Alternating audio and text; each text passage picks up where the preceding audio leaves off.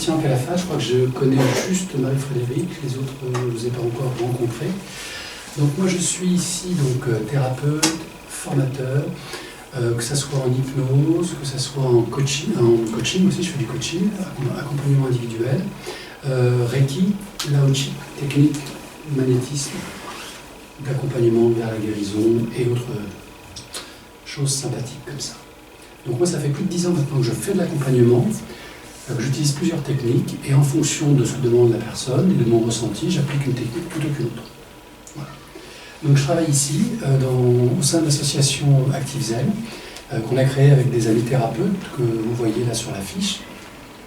Et c'est une association qui gagne de l'argent par ses ateliers et ça nous permet de participer à des salons professionnels, salon du bien-être, salon Zen, salon Vitalia, voilà, il y en a d'autres aussi.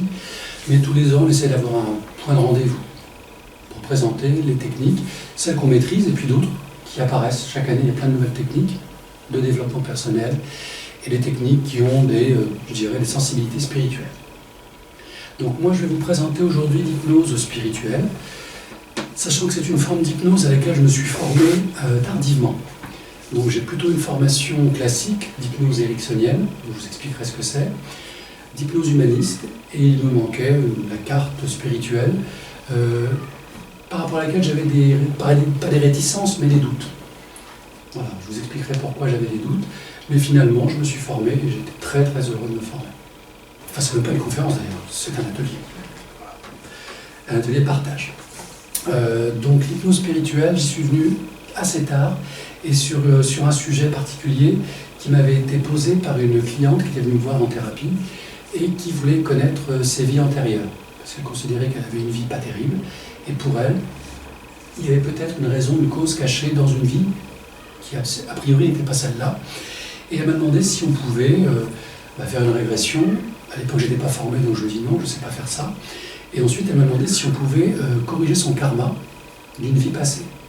Alors le karma, c'est une croyance, hein, les gens y croient ou pas.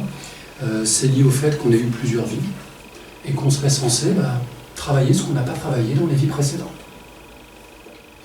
Alors le karma, moi j'y crois dans une certaine mesure, mais de là à modifier un karma, déjà je ne sais pas comment on fait. Et puis je ne vois pas trop d'intérêt de modifier un karma, puisque si on suit la logique du karma, j'ai appris des choses, il y a des choses que je n'ai pas apprises, je reviens dans une nouvelle vie pour m'améliorer, pour les apprendre.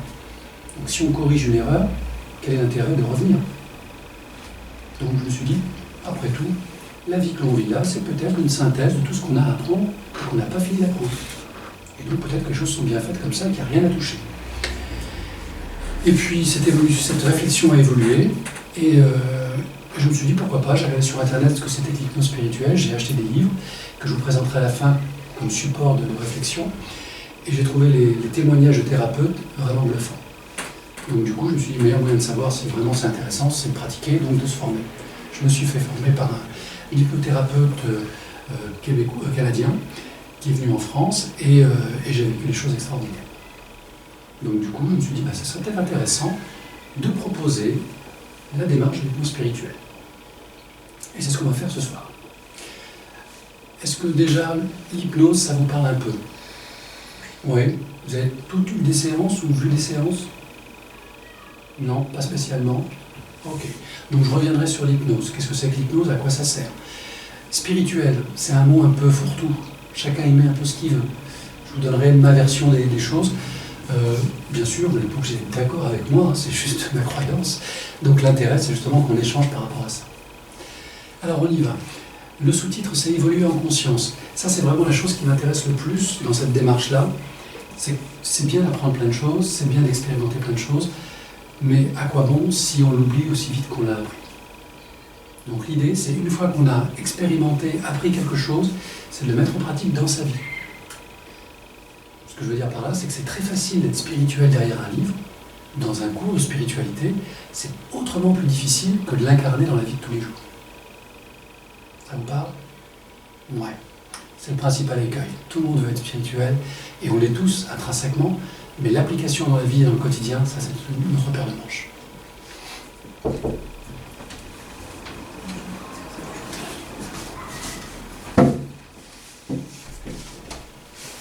Je laisse m'installer.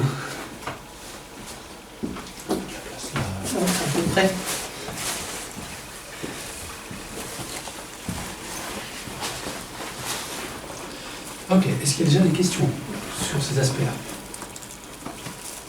On parle de l'hypnose rapidement. Alors l'hypnose, c'est en fait ce qu'on appelle en général un état modifié de conscience. Alors c'est une définition très courte et très incomplète. Pourquoi? Parce que l'état modifié de conscience, on l'a en permanence. À chaque fois que l'on vit une émotion, que l'on a une pensée, que l'on est contrarié, ou que l'on est joyeux, notre état de conscience se modifie. J'en veux pour preuve que si on se lève du bon pied le matin, il peut avoir une très belle journée. Si on se lève du mauvais pied, on aura les mêmes événements dans la journée, mais on les vivra pas du tout de la même manière. Pourtant c'est bizarre. Si les événements sont les mêmes, il n'y a aucune raison qu'on les aborde de manière différente. Pourtant, c'est ce qui se passe. Alors notre mental a une particularité, c'est qu'il analyse, il juge, il évalue, il réfléchit, il se met en action, mais il le fait au travers de plein de filtres, qui sont nos filtres à nous. Dans ces filtres, il y a l'éducation, la famille, les croyances de la famille, l'éducation, la société, ça commence avec l'école, ça continue après avec le travail, ce que l'on croit de soi et ce que l'on croit des autres, ce que la société ou le pays ou la religion vient sur rajouter. Et comme si ça ne suffisait pas, dans ces filtres, on va rajouter les blessures, les peurs, les doutes, et ainsi de suite, et ainsi de suite. Donc en fait, nous sommes des êtres qui percevons le monde au travers de tous ces filtres-là. Et on est convaincu que ce monde que l'on voit, c'est le vrai monde. C'est la vraie réalité. C'est juste une illusion. Et ça, c'est pas moi qui le dis, ce sont les neuroscientifiques et les bouddhistes et les taoïstes il y a très longtemps. Donc ce que l'on perçoit en fait, c'est en gros ce que nos filtres nous permettent de percevoir. C'est vrai pour les aspects rationnels des choses, c'est vrai aussi pour l'aspect spirituel. On ne voit que ce que l'on aime. Ça, c'est un point intéressant. On le développera tout à l'heure. On va commencer par l'hypnose. Bonjour, c'est Voltaire. D'accord. On démarre. Voilà, je te laisse t'installer. Et bien sûr, la vocation de ces de ces deux niveaux d'hypnose, je dirais que c'est un niveau thérapeutique. En ericksonienne, on va traiter les symptômes. Je dors pas, je fume trop, je bois trop. Les dépendances, ok. Tout ce qui est symptômes, tout ce qui est visible. L'hypnose ericksonienne, excellent. On prend le programme, on le retourne, on met ça dans le moteur, la personne reparle, le programme a été changé, 9 fois sur 10 ça marche, alléluia. Elle ne sait pas comment on a fait, on ne sait pas comment l'inconscient a fait, mais ça marche, et c'est ce qu'on veut. Ça dure ou ça ne dure pas. Ça dépend de la profondeur de la blessure. L'hypnose humaniste, là, on ne va pas trop s'occuper des symptômes, pas trop s'occuper de l'histoire même de la personne. Ce n'est pas de la psychanalyse. On va aller directement à la source. Trouver l'archétype. À quoi ça connecte? Et sur cette partie que l'on connecte, on va faire tout un travail de reconstruction. Ok? Surface, profondeur.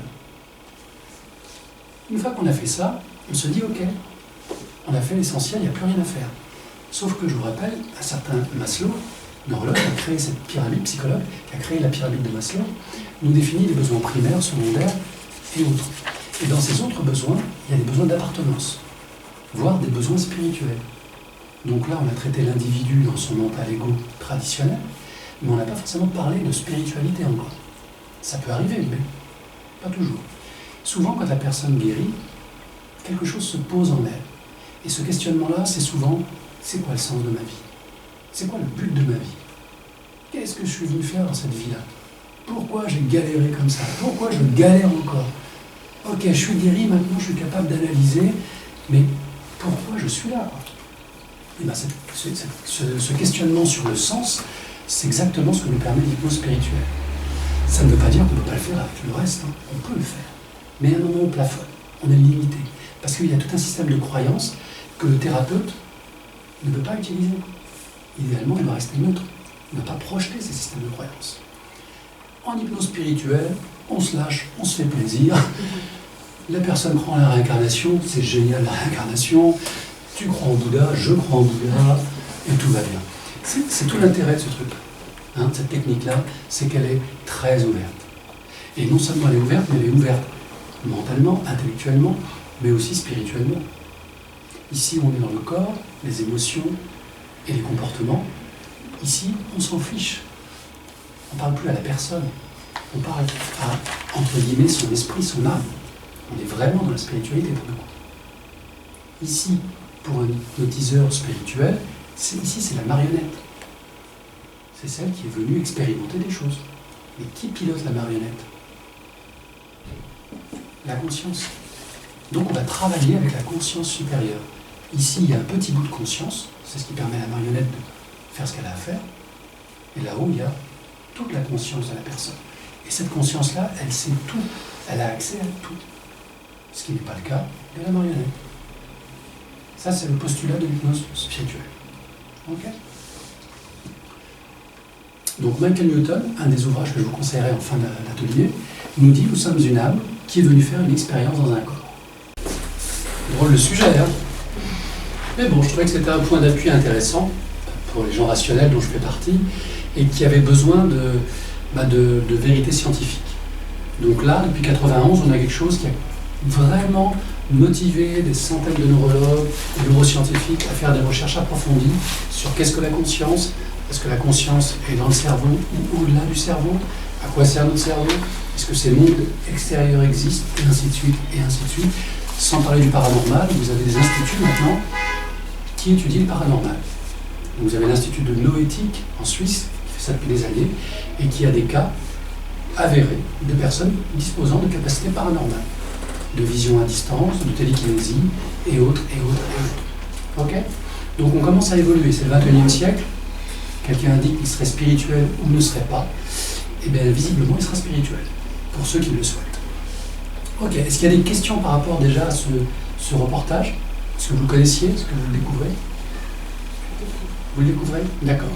Donc Pamela Reynolds, 91, maintenant elle est décédée, mais elle a marqué les annales médicales après son expérience, puisque c'est l'une des premières qui a été monitorée, depuis il y en a eu plein, hein, mais c'était la première. Donc, l'idée de l'âme, donc l'esprit ça voyage, l'âme c'est notre réalité, et notre corps c'est la marionnette. Ok, ça c'est la théorie. Donc, si on va un peu plus loin dans la spiritualité, on se rend compte que s'il y a plusieurs vies, c'est qu'on sort à l'état brut. On est comme un diamant. Donc les vies que l'on va vivre vont aider à façonner ce diamant. Donc un diamant, si vous le savez, c'est un caillou qui n'est pas translucide. C'est un caillou opaque. Pour qu'il devienne translucide, il faut le tailler, le facetter. Et c'est seulement à ce prix-là que la lumière jaillit. Ça, c'est fabuleux à voir. Donc, chacune de nos vies crée une facette. Et à la fin, quand nos vies sont réalisées, que notre âme est réalisée, nous devenons ce diamant. Donc c'est une métaphore pour expliquer pourquoi on a des vies. Et des vies, et des vies, et des vies. Parce que nous sommes une âme à l'état brut, comme un bébé qui a besoin de faire des expériences pour grandir. Et bien sûr, lorsque le diamant est terminé, eh bien la lumière peut passer. Et chacun mettra ce qu'il veut derrière le mot lumière. Ok? Et on a des êtres qui ont vécu, pas seulement des prophètes, hein, des gens qui ont créé des religions, sur lesquels on a créé des religions plutôt. On a des gens récents, des années 80, 50, qui ont eu cette espèce de connexion, on va dire divine, et qui ont accompli des miracles extraordinaires. On a des yogis aussi en Inde qui accomplissent des choses extraordinaires. Donc ce n'est pas du domaine de l'utopie ce que je vous raconte, c'est du concret. Il y a plein de cas avérés. Donc, lorsque l'on rend l'âme, lorsque l'on quitte ce corps, eh bien on ajoute une vie, riche d'apprentissage, on n'a pas tout réussi, mais peu importe. Au niveau de l'âme, c'est pas très important de réussir ou d'échouer, ce qui est important, c'est de faire les choses. C'est ça qui est important, et de retirer une expérience de ça. Donc, dans les régressions vers les vies antérieures, c'était la question que je me posais, est-ce qu'on peut vraiment retourner voir ces vies antérieures? Quand j'ai posé la question à des gens qui l'avaient déjà fait, ils m'ont tous dit « Oui, moi j'étais Napoléon, j'étais Cléopâtre. » Je dis « Bon, ça fait beaucoup de Napoléon et beaucoup de Cléopâtre, rien que dans mon cercle d'amis. » Je dis « Bon, c'est pas très sérieux ce truc-là. » Et donc j'ai vécu une régression de vie antérieure et j'étais pas du tout Napoléon, j'étais pas du tout Cléopâtre. J'ai été paysan, j'ai été cultivateur, j'ai été soldat aussi, j'ai été jeune aventurier sur les mers, mais rien d'extraordinaire. Des vies banales, normales. Mais ces vies banales et normales sont des vies très importantes, très riches, essentielles pour apprendre chaque élément de la vie d'un homme. Donc je ne regrette rien de ce que j'ai pu apprendre parce que ça m'a permis d'être là aujourd'hui. Alors en quoi celle-là est utile de le savoir? Alors c'est utile et ça n'est pas utile. Je m'explique. C'est pas utile parce que la vie que vous avez là, c'est la synthèse, grosso modo, de ce que vous avez vécu. Donc réussissez cette vie et vous réglerez tous les karmas accumulés. Mais n'en créez pas d'autres dans cette vie-là. Sinon vous êtes reparti pour un tout. Ça suppose que vous vivez en conscience. C'est ça le plus difficile. Ne plus créer de karma. Si vous souhaitez connaître vos vies antérieures, pas de problème. On fait du tourisme spirituel, on va se promener dans une vie antérieure, pas toutes, parce qu'on a des centaines, voire des milliers, mais on va connecter 1, 2, 3 vies qui ont vraiment un sens, qui expliquent ce que vous vivez maintenant. Vos échecs répétés, vos réussites, vos échecs répétés, on va aller voir 2, 3 vies, connecter 2, 3 vies qui sont logiques et qui vous donnent à comprendre ce qu'il vous reste encore à travailler dans cette vie-là. Quel est le petit effort qui vous est demandé pour grandir? Donc c'est en cela que c'est intéressant. Donc le but d'une régression, il y a plein de buts possibles. Retrouver une vie antérieure qui impacte notre vie de maintenant, donc c'est ce que je vous ai dit. Comprendre le chemin de vie. Ben oui.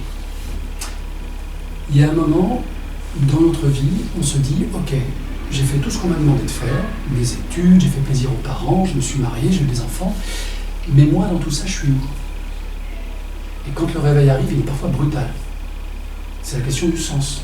Et majoritairement, tout le monde y arrive un jour ou l'autre. Dans la douleur, quand il y a un divorce, quand il y a un licenciement, quand il y a une maladie grave, ou dans la joie, quand on en prend conscience. Et qu'on décide en conscience de changer de vie, de décider de vivre pour soi. Parce que être heureux soi, c'est pas de l'égoïsme, c'est tout le contraire. Encore faut-il le comprendre. Donc l'idée, c'est si je m'occupe de moi et que j'arrive à être heureux, il y a de fortes chances que les gens qui m'aiment ou qui m'entourent le deviennent à leur tour. Alors que si je suis foncièrement malheureux ou malheureuse, comment est-ce que je peux prétendre rendre les gens heureux? C'est juste pas logique. Et pourtant, on fait ça pendant des années. Ok? Et après, on cumule de la frustration parce que les autres soit nous reprochent, soit ne reconnaissent pas. Et là, c'est la cata. Donc, ça peut être intéressant de savoir où on se situe dans sa vie quand on a cette prise de conscience. Mes relations actuelles, d'où elles viennent? Mon père, ma mère, mes frères, mes sœurs, mon chéri, mon mari, je les ai connus avant. Question. Des fois, on a des réponses assez bluffantes. Comprendre l'origine de nos mots. Alors, les mots, il y en a plein. Physique, émotionnel, comportemental. Il y a des gens qui viennent au monde avec un handicap. Pour la famille, c'est un drame. Pour la personne aussi, au début. Parce qu'elle voit dans les yeux de ses parents que c'est un drame. Mais si on l'accompagne avec amour, compassion et patience, ça peut devenir quelque chose d'extraordinaire pour la personne. Et aussi pour la famille. Et il y a plein de gens qui vous disent, ce handicap m'a permis de vivre des choses que je n'aurais peut-être jamais vécues.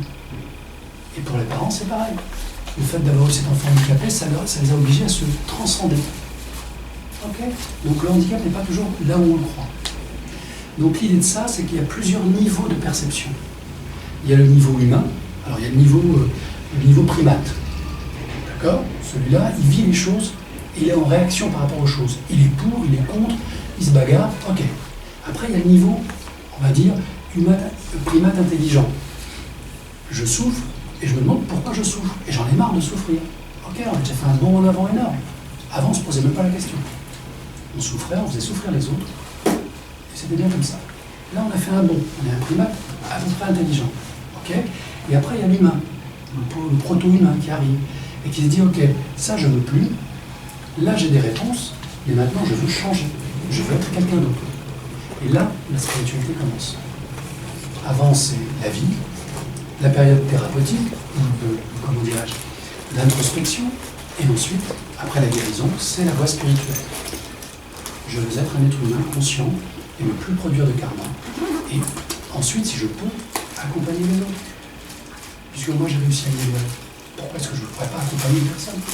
C'est très ambitieux, mais on peut se perdre aussi sur ce chemin-là. L'ego spirituel, ça existe aussi, malheureusement, ou heureusement.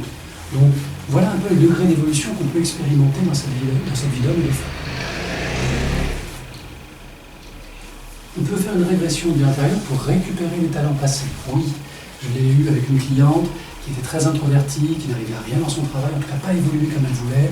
On lui passait toujours devant, il y avait toujours quelqu'un de mieux. Ok, on avait marre, elle stagnait, elle ne comprenait pas. Et dans sa vie privée, c'était pareil. Elle n'arrivait pas à s'affirmer, à assumer sa féminité, enfin, c'était compliqué. Ok, on fait une régression de vie antérieure, boum, elle connecte une vie où elle n'est pas du tout une femme. Elle est un guerrier. Elle mène des hommes à la bataille, et elle gagne des batailles. Et là, waouh, son visage change. Et là, on demande à sa conscience supérieure, ok, est-ce que c'est juste et opportun qu'elle récupère ce talent-là dans cette vie-là? Est-ce que vous l'autorisez? L'âme dit oui, dit non. Le guide qui accompagne dit oui, dit non. Quand il dit oui, ça revient. Elle s'est vue parce qu'elle s'est reconnue, alors qu'elle était un homme, guerrier, il y a des siècles de ça, mais elle s'est reconnue. Elle dit, mais c'est moi. C'est ça qui est étrange. On change d'apparence, mais on est toujours le même. Et c'est étrange et pas étrange, parce que quand on est petit, on est nous-mêmes. Quand on est adulte, on a changé d'apparence, on est toujours nous-mêmes. Et bien c'est pareil pour là. Donc on se reconnaît. Et donc elle est revenue avec cette qualité-là, et ça a changé ça. Elle a dit, ok, maintenant, je n'ai plus peur de m'affirmer. J'ai le droit de m'affirmer, d'avoir ma place. Donc c'est thérapeutique. Et c'est ce qui m'a convaincu, après l'expérience de LDE, d'aller dans cette voie-là. Parce que c'est aussi très thérapeutique, mais ça traite des sujets d'ordre spirituel. Alors est-ce que ça veut dire qu'il faut régler tous les autres problèmes avant? Pas forcément à 100%, mais c'est bien d'avoir quand même commencé à travailler sur ses peurs, sur ses blessures. Ça libère le chemin. Ok? C'est un conseil, hein? Non, chacun voit midi à sa porte. Donc, on a des vies antérieures, on apprend des trucs, et puis entre le moment où je vis cette vie et je meurs, il y a une phase de transition. On appelle ça l'entrevie. Si vous lisez les livres de Malcolm Newton, vous comprendrez exactement ce que je veux dire. L'entrevie, c'est une période entre deux réincarnations. Qu'est-ce qui se passe dans cette période-là? Ben, il se passe énormément de choses. On retrouve des proches défunts, c'est ce que nous a raconté Pamela. Et bien là, on les retrouve et on peut dialoguer avec eux. Et comprendre ce qui s'est passé quand ils étaient vivants. Ça peut être des parents, des grands-parents, et voir des gens qui nous ont fait beaucoup de mal. Sauf que sur le plan spirituel, tout s'explique. Ça n'a plus rien à voir. Le primate, il a souffert, il ne pardonnera jamais. Celui qui a travaillé sur ses blessures, il peut comprendre. C'est pas sûr qu'il pardonne, mais en tout cas, il peut pardonner intellectuellement. Oui, je te pardonne. Ok, c'est bon, tu as fait ce que tu pouvais. Ok, et ça, c'est mental. Après, il y a l'humain qui pardonne avec le cœur. Et là, c'est complètement différent. Et bien, au niveau spirituel, on n'est même plus dans le cœur. On n'a plus à pardonner, parce que tout est logique. Tout était orchestré comme ça, et en plus, on était d'accord. On a préparé notre vie ensemble avant de s'incarner. Donc on découvre énormément de choses. Donc là, c'est fini la dualité, ça n'existe plus. Ça, c'est au niveau inférieur de conscience. On a la capacité de se connecter à son ou ses guides. Oui, on peut avoir plusieurs guides en fonction du niveau d'évolution spirituelle où on se trouve. C'est comme ça. Alors vous allez me dire, ça ressemble beaucoup à ce qu'on vit nous ici, l'école, les maîtres. Non, c'est nous qui avons évité ce qui est là. C'est l'inverse. Okay. Moi, c'est la première réflexion que je me suis faite. Je me dis, mais c'est mon imaginaire qui travaille, je retrouve la même organisation. Non, non, on m'a expliqué que non, c'est nous qui imitons inconsciemment la façon dont ça fonctionne là. Retrouver son guide, c'est juste un moment extraordinaire. D'une émotion extra. Moi, je l'ai vécu, et les clients que j'ai accompagnés, leur visage, pareil, change. Alors, des fois, ça pleure, des fois, c'est juste des moments de joie et d'extase extraordinaires. Et là, souvent, c'est j'ai besoin d'un peu de temps. Ah bah, c'est trop génial. Ok. C'est très fort, ça. On retrouve son groupe d'âmes. Ben oui, parce qu'on est dans des classes. Hein.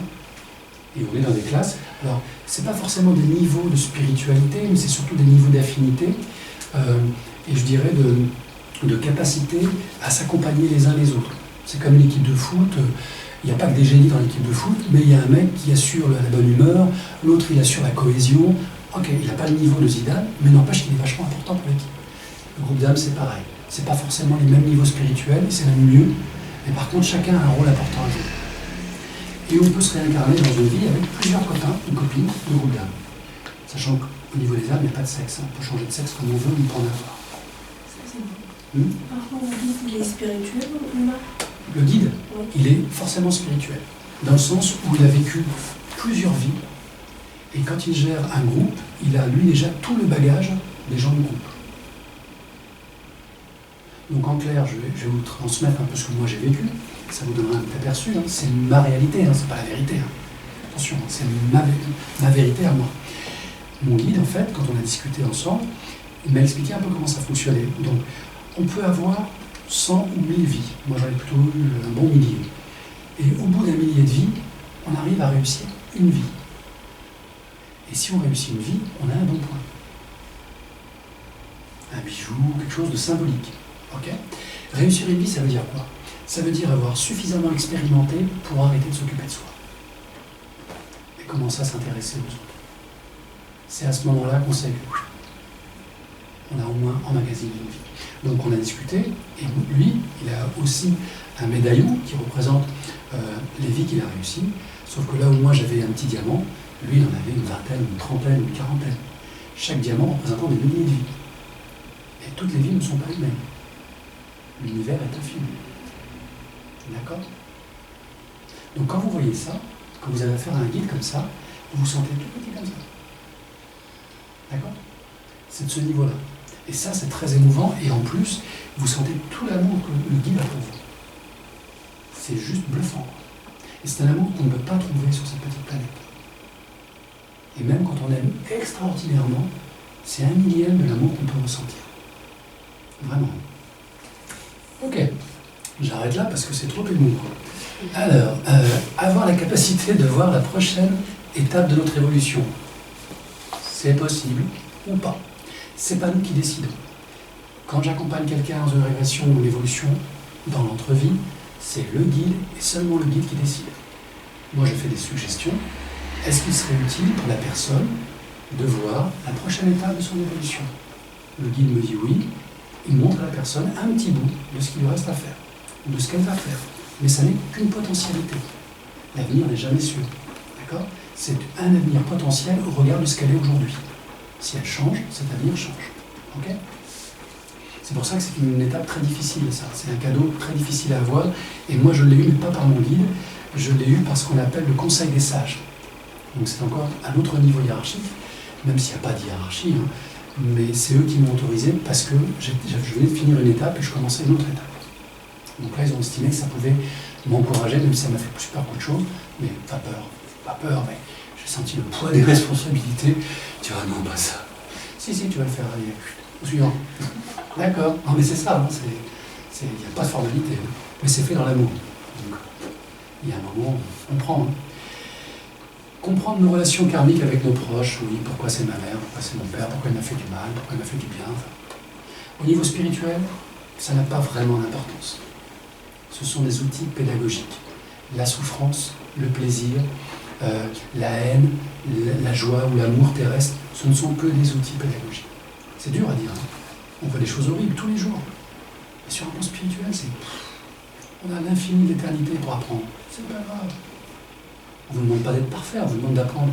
Alors expérimentez, faites des erreurs, cassez-vous la figure. Plus vite vous tombez, plus vite vous remontez. C'est ça l'amour. C'est pas vouloir protéger les gens malgré. Non, tu veux expérimenter ça ? Fonce.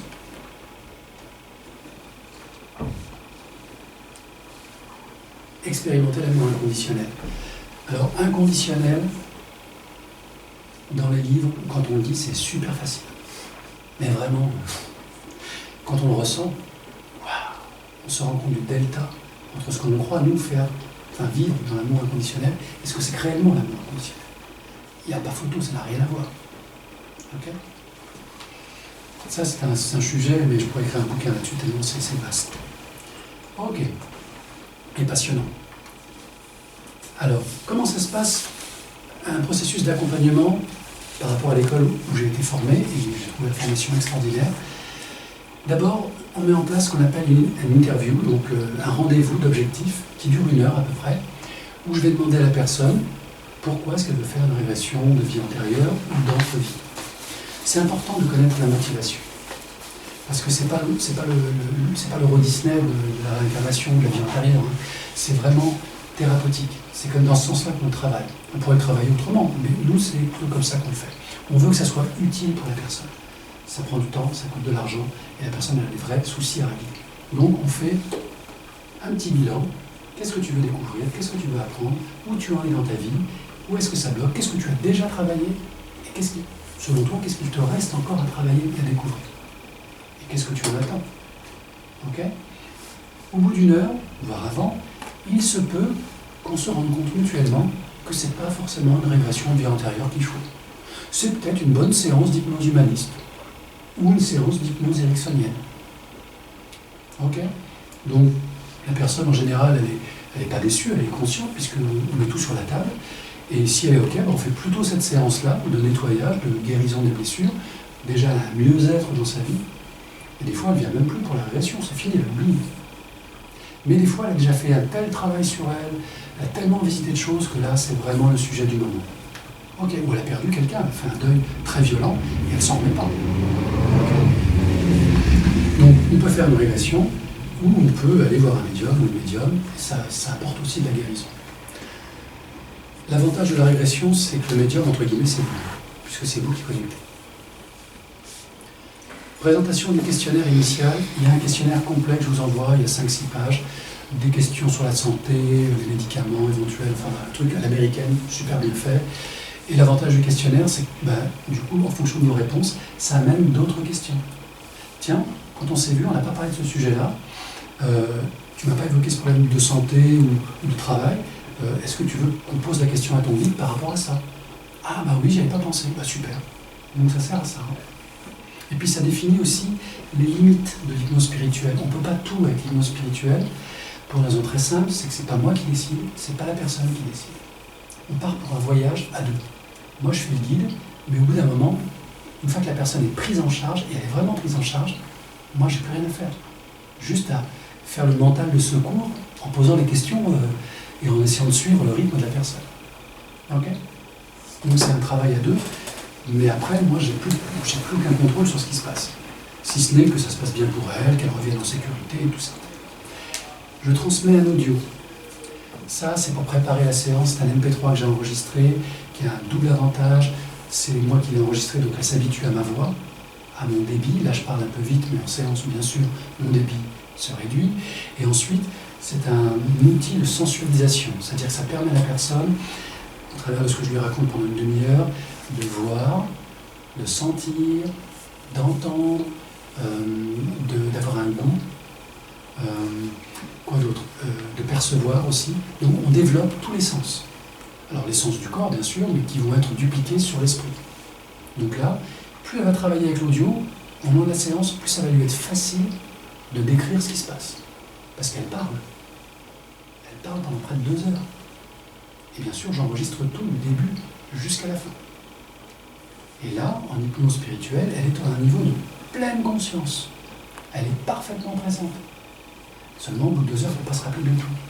Parce qu'il y a des moments très émotionnels, des moments qui sont passés très vite, il y a eu peut-être des moments de décrochage, ça arrive. Hop, on reconnecte la personne et puis elle reprend son chemin.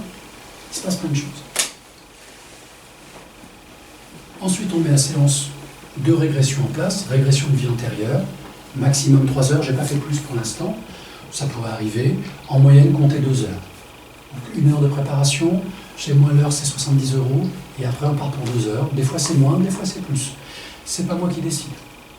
C'est là où que ça se passe. Okay? Donc c'est un investissement. Okay? C'est pas juste un kiff pour découvrir l'hypnose spirituelle. C'est qu'on a vraiment quelque chose à travailler. Bien sûr, après, il y a un débriefing, un feedback, l'enregistrement, je pose des questions, je vérifie que la personne est bien revenue, que ce qu'elle a vécu, elle en a compris les conséquences pour sa vie, et comment elle va le mettre en œuvre. Et bien sûr, moi ce que je propose en général, c'est que 15 jours après, ça c'est bien sûr c'est gratuit, enfin ça fait partie du prix, il y a une séance, je dirais, de suivi en fait, tout simplement, de supervision. Donc c'est pas obligatoire, la personne n'est pas obligée de me rappeler ou de venir ici pendant 1 heure, mais en général elle le fait, parce que 15 jours après, elle mesure les premiers changements, et du coup ça la déstabilise. Parce que n'oubliez pas que pendant tout ce processus, le mental est toujours là. Et le mental, qu'est-ce qu'il fait? Il juge. Donc au bout d'un moment, le temps passant, le mental peut se dire « Ouais, bon, j'ai fait un rêve lucide, j'ai imaginé tout ça, finalement, c'est pas tout à fait vrai ou possible. » Donc le mental, il détériore tout ça. Et c'est son rôle, c'est normal. C'est pour ça qu'on fait l'enregistrement. Pour que la personne puisse se réécouter et dire « Non, j'ai pas rêvé. j'ai vu ça et je suis en train de le vivre. Il y a un truc là. Ok? C'est des éléments de preuve. Donc, on passe en hypnose spirituelle, donc en transe profonde, ouverture de pleine conscience, pour se reconnecter en pleine conscience à notre conscience, voire à l'âme, si on considère que l'âme est une croyance acceptable. Et voilà ce qui peut arriver par rapport au mental. Je ne crois pas avoir été en hypnose car j'ai tout entendu et je me rappelle de tout. Et le thérapeute dit, bien évidemment. Donc ça, c'est un écueil assez classique. Mais en hypnose ericksonienne, ça arrive tous les jours. Les gens se réveillent et disent, non, j'étais tout le temps là, à un moment vous m'avez dit ça, mais oui, ok. Si on les filmait, ils seraient atterrés de tout ce qui s'est passé. Donc là, la personne se rappelle de tout, mais pas dans le détail. Ok? Voilà des ouvrages que je vous conseille. La vie après la vie, un des premiers, le docteur Raymond Moody. Vous avez Un autre corps pour mon âme, Michael Newton. Les 7 bonnes raisons de croire à l'au-delà, Jean-Jacques Charbonnier, grand monsieur, que j'ai vu en conférence plusieurs fois, admirable. Et La preuve du paradis, très intéressant, du docteur Eben Alexander. Alors, monsieur Eben Alexander, son père était neurologue, très haut niveau, aux États-Unis. Lui-même était un neurologue de talent. Il officiait à Harvard, donc il donnait des cours et il était lui-même très reconnu pour ses qualités de neurologue. Sauf qu'un jour, il a été atteint d'une méningite foudroyante. Et en l'espace de quelques heures, il est tombé dans un coma profond. Et on l'a emmené aux urgences, bien sûr, et il est tombé dans le coma. Et il est resté 7 jours dans le coma. Son cerveau est en train d'être bouffé de l'intérieur. 7 jours après, il se réveille, quelques jours passent, et il commence à raconter une drôle d'histoire pour un neurologue. Qu'il aurait été dans un tunnel, qu'il aurait vu des gens, et sa sœur décédée, et patati et patata. Alors que bien sûr, en tant que neurologue, ça n'existe même pas. Et là encore, la médecine a dit, mais c'est pas possible. Son cerveau était dans l'incapacité de produire quoi que ce soit de cohérent et de logique. Et lui, le premier, a dit, mais je sais, c'est mon métier, mais il n'empêche que je l'ai vécu. Et dans ce livre-là, il raconte cette histoire-là. La preuve du paradis. Alors il l'a appelé le paradis parce que ce qu'il a vécu était extraordinaire. Et ce qui est encore plus extraordinaire, c'est qu'il a fait cette méningite foudroyante. 7 jours de coma. 3 mois après, il retrouvait l'usage du langage. Il a récupéré toutes ses capacités intellectuelles et professionnelles. Ce qui est du jamais vu. On ne s'en remet pas d'un truc comme ça. Et pourtant, lui, s'en est remis. Et il a écrit ce bouquin et il continue à pratiquer son art, qui est la neurologie, mais il fait des conférences partout dans le monde pour expliquer ce qui lui est arrivé. Donc un grand monsieur, vous pouvez le trouver sur YouTube aussi, et très attendrissant parce que quand il raconte, il y a énormément d'émotions qui transpirent en fait, parce que c'est du vécu, c'est sincère. Mais sur le plan médical, c'est juste impossible. Voilà. J'ai un peu débordé, mais on est arrivé à la fin de l'heure, vous voyez, j'ai accéléré. Donc je m'en excuse par avance, mais je voulais vraiment que ça tienne dans l'heure. Donc maintenant, si vous avez des questions, c'est avec plaisir. Vous pouvez projeter les ouvrages, s'il vous plaît. Vous pouvez prendre une photo si vous voulez. Comment vous faites pour communiquer avec vos guides? Par la méditation? Alors, donc moi, le guide que j'ai vu lors de ma régression ressemblait étrangement à un guide que j'avais déjà connecté dans une méditation. Ils étaient très proches. Pas identiques, mais très proches.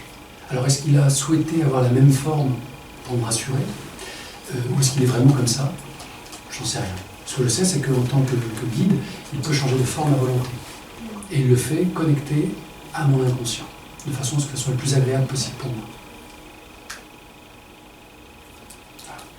C'est les X-Men de une version puissance 10, 1000.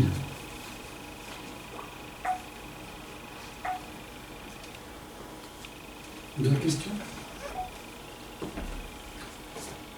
Moi, j'avais fait déjà une régression et puis Oui. je pars, votre expérience a l'air d'être plus merveilleuse que celle que j'ai vécue. Moi, j'ai eu des fleurs, enfin des images de mes vies, Oui. mais Après, c'est vrai que la question à la fin, c'était est-ce que c'était moi qui les avais pas Ouais. imaginées. Ouais. Et c'était juste des séquences qui étaient très courtes parce que je passais d'un endroit à un autre et c'était pas. C'était accompagné par quelqu'un? Ouais, D'accord. j'étais accompagnée. Et puis après, quand je suis sortie de là, je me suis dit bon, ce que ça m'a apporté, voilà. C'est toute J'ai la même été difficulté. jusqu'à l'entrevue. Oui, l'entrevue. Ouais. Je sais pas si j'ai rencontré 2 guides, mais je sais pas, voilà, parce que en fait, à la fin, c'était des informations que je savais déjà. Oui, oui, alors, il faut être très honnête aussi. C'est bon, je peux être là? Ouais, ok. Il y a un phénomène dont je ne vous ai pas parlé, qui est un phénomène très important, c'est que si nos guides nous aident, ils ne nous mâchent pas le travail. Ils ne sont pas là pour ça. Donc ils veulent bien répondre à nos questions, c'est-à-dire répondre à des choses que l'on connaît déjà, mais les approfondir. Et surtout, moi, ce que j'ai retenu, c'est que le travail du guide, sa mission principale, c'est de nous rassurer. Vous direz, t'inquiète pas, t'es pas tout seul. Premier point. Ça fait beaucoup de bien. La solitude, ça n'existe pas, sur le plan spirituel. 2, tu es aimé, au-delà de tout. Ne t'inquiète pas. Ok? Que tu aies vécu le non-amour, ou le rejet, ou l'abandon, ou la trahison, ok, ça c'est ton expérience d'humain. Mais en tant qu'âme, tu es aimé au-delà de tout. 2e point. 3e point, ce que tu as vécu a un sens. Ce n'est pas le fruit du hasard, ça n'est pas pour te punir de quoi que ce soit. Il te remet tout ça en perspective. C'est pour ça que tu revois certaines vies et tu comprends comment tout ça s'enchaîne. Donc, plus de culpabilité. Si j'ai fait du mal, c'est que je devais expérimenter ce mal-là. Si on m'a fait du mal, c'est que je devais expérimenter l'autre versant. Plus de culpabilité, plus de peur. Tout devient cohérent. Et rien que ça, déjà, c'est thérapeutique. Ok? Oui, bien sûr. Est-ce que ça marche à tous les coups? Parce qu'il faut lâcher prise. Eh bien, oui et non. Parce que moi j'ai déjà, presque pas de l'hypnose spirituelle, mais j'ai déjà tenté une séance d'hypnose et j'ai payé 70 € et je me suis restée sur ma faim, du coup ça m'a bloqué. Pas du tout, j'ai pas lâché prise. Ouais. Et est-ce que ça marche sur tout le monde? Parce qu'il y a peut-être des Alors, est-ce que ça marche sur tout le personnes monde? chez qui ça bloque, Alors, la parce qu'ils n'y réponse, croient pas. je vais donner une réponse à plusieurs degrés. Premier degré, est-ce que l'hypnose fonctionne sur tout le monde? La réponse est oui. Simplement, il y a des gens pour qui ça demande beaucoup plus de temps. La première chose qui est importante, c'est la confiance que l'on a avec l'hypnothérapeute. S'il n'y a pas de confiance, vous pouvez avoir tous les talents du monde, Moi je ne pas. ça sera très difficile. Donc, premièrement, la confiance. Deuxième point important, l'entraînement. Ça dépend comment l'autre hypnothérapeute a travaillé. Moi, je travaille sur la base de l'entraînement. Si je veux réussir une course, il faut que je sois entraîné. Donc, le questionnaire pour bien défricher le terrain.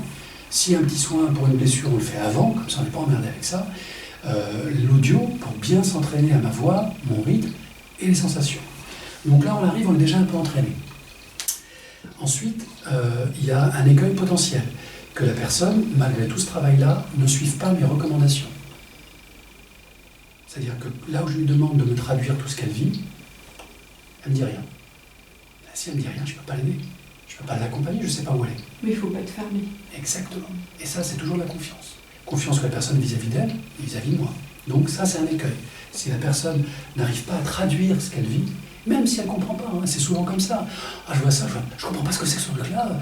Ok, c'est pas grave, continue, avance. Ah bon, ok, alors et maintenant? Donc ça, c'est important qu'il y ait vraiment cette connivence, cette complicité. Ça va améliorer le résultat. Ensuite, donc si déjà il y a ça, on a 80% de chances de réussite. Après, les 20%, ça ne dépend pas de moi, ça ne dépend pas de la personne. C'est au niveau du guide que ça se passe. On vient la chercher ou on ne vient pas la chercher. Ça, c'est pas moi qui décide. 8 fois sur 10, on vient la chercher, parce qu'elle a fait l'effort. Et on lui donne ce qui est juste pour elle dans sa période de vie. Pas plus, pas moins. Ça peut durer un quart d'heure, ça peut durer 2 heures. Et ça, le thérapeute, c'est pas lui qui décide. Et j'ai fait une régression, une seule, une personne a régressé dans sa propre vie. C'est bizarre, hein? Mais elle a revisité toute sa vie, elle a fait une revue de vie. Et bien le fait de revisiter toute sa vie en pleine conscience, avec plein de souvenirs qu'elle avait complètement oubliés, elle a compris énormément de choses. Alors elle était frustrée, elle m'a dit « Ah oui, mais j'ai pas vu mes vies antérieures !» Ah mais d'accord, mais t'as fait une revue de vie. C'est ce qu'on fait quand on meurt. Toi, tu l'as fait vivante. C'est extraordinaire. Ah oui, c'est vrai, j'ai compris plein de trucs. Ouais, super.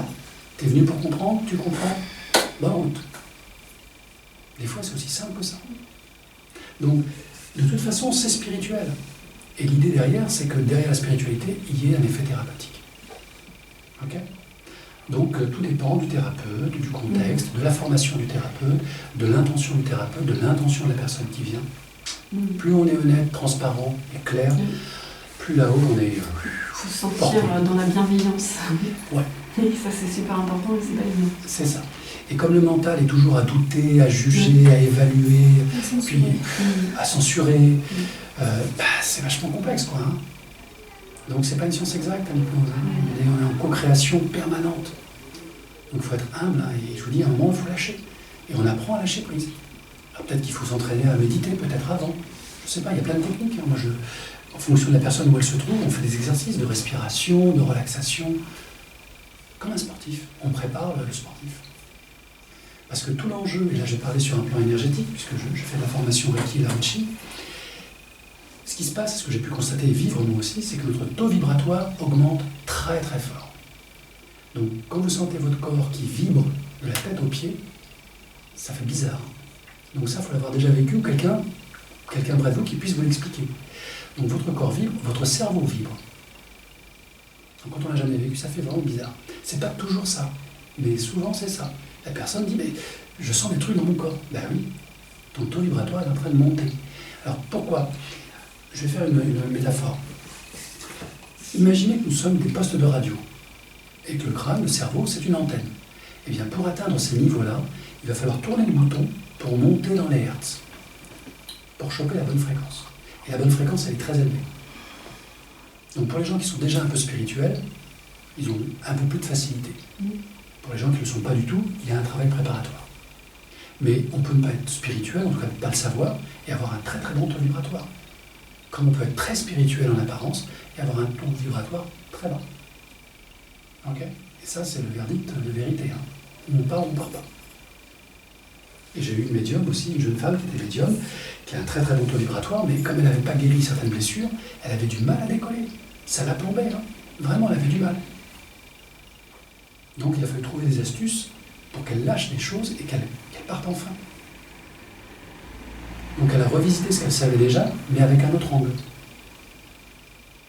Donc dans l'enregistrement, on l'entend dire « Ah, ça y est, je comprends. Ah, mais oui. Ah, c'est super. Ah, merci. » Et après, quand elle revient, que le mental revient, « Ouais, mais je le savais déjà, je suis un peu frustré. » C'est pour ça qu'on enregistre. Parce qu'il y a ce décalage-là de l'esprit connecté à la conscience et du mental. Donc grâce à l'enregistrement, ok, elle se rassure, elle dit « Ouais, non, là, c'était autre chose. Ce que j'ai vécu, c'est pas un rêve. C'était bien plus fort que ça. » Et pour votre cerveau, pour votre mental, l'imagination ou le réel, c'est kiff-kiff bourricot. Il ne fait pas le distinguo. Et heureusement, sinon pourquoi aller au cinéma, au théâtre? Ça ne marcherait pas. On dirait non, ce réalisateur, il a mis sa lampe là c'est l'acteur qui récite son texte, là il y a un effet spécial. Non, on se laisse complètement absorber par l'imaginaire. Parce que pour notre cerveau, réel imaginaire, c'est pareil. Et heureusement. Ok. Bah, c'est une réponse, tu vois. Et j'avais une autre question aussi. En fait, les 70 €, c'est pour le premier rendez-vous, en fait. Voilà. Et après, il y a le deuxième rendez-vous qui dure 2 heures, 1 heure, 2 heures ou 3 heures. Donc là, c'est 70 € par heure, en fait. 2 c'est heures, ça tout à fait. Ok. Et on s'arrête quand on a ce qu'on veut. Et ça met combien de temps enfin, après, ça dépend. Mais... Je sais rien. J'en sais rien. Ça dépend de ce que veut la personne. On fait le diagnostic et ça dépend de ce qu'on lui donne. Est-ce qu'il y a souvent un décalage entre les deux ou... Des fois, la personne a des envies et des questions égotiques. Et elle a des réponses spirituelles. Donc oui, quand elle revient, elle dit « Mais c'est pas la question que j'ai posée. » Oui, mais c'est ma réponse. Dévoue-toi avec la réponse. Et des fois, elle me rappelle, 3 mois après, 1 an après, « Ah, je viens de comprendre ce que tu m'as dit ou ce que m'a dit mon guide il y a 1 an. Ça y est, je viens de comprendre. » Ah oui, le mental, il est lent. Il ne comprend pas. Donc comme il ne comprend pas, il dit c'est idiot, puis il met de côté. Puis la vie elle avance, et puis l'expérience se fait, puis un jour, bam, prise de conscience. Ça a connecté. Super. Des fois c'est 1 an, des fois c'est 10 ans. Des fois, c'est 3 heures après. Et je reçois des petits SMS. Et si par exemple l'objectif déterminé au départ, c'est de récupérer des talents de vie antérieure sans forcément identifier le talent au préalable, déjà est-ce que ça c'est possible? Alors, on peut faire la demande, mais on n'est pas sûr de l'avoir. Oui, c'est ça. Ah oui. Pourquoi? Parce que si on a expérimenté des talents, quels que soient ces talents, si on les a totalement expérimentés et qu'ils ne sont pas utiles dans cette vie-là, pourquoi les retrouver? Moi, j'aurais adoré avoir une vie de musicien. J'ai pas trouvé. Donc, je ne suis pas Mozart. Oui, Et c'est pas grave. Et donc justement, ça peut être aussi un talent technique, c'est pas forcément comme... Technique, spirituel, intellectuel, physique aussi, peu importe. C'est le talent dans toute sa splendeur. Et alors pourquoi ça marche et pourquoi c'est réel ce que je vous raconte là? Parce que vous avez le cas de personnes, regardez sur internet, il y a plein de cas comme ça, de personnes qui étaient comme vous et moi, sans talent particulier, et un jour elles ont eu un accident. Un truc leur est tombé sur la tête, un accident de voiture, et le lendemain ou une semaine ou 3 mois après, la personne se met à dessiner comme Botticelli, se met à faire la musique comme Mozart sans jamais avoir appris le piano, à lire la musique, à avoir l'oreille parfaite, à se rappeler de tout, des plaques minéralogiques qui sont passées dans la rue depuis son enfance. D'où ça vient ce truc-là? Donc on est beaucoup plus riche, beaucoup plus puissant qu'on imagine. Mais on n'est pas venu pour expérimenter notre puissance. Ça viendra plus tard.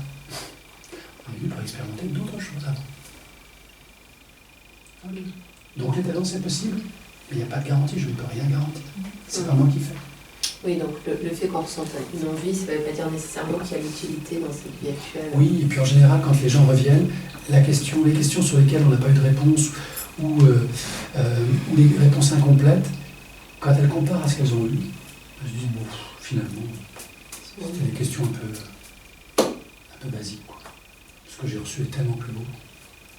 Donc ok, pas de frustration, on met ça de côté, puis on continue. Voilà. D'autres questions? Peut-être une question pas très adéquate par rapport à votre...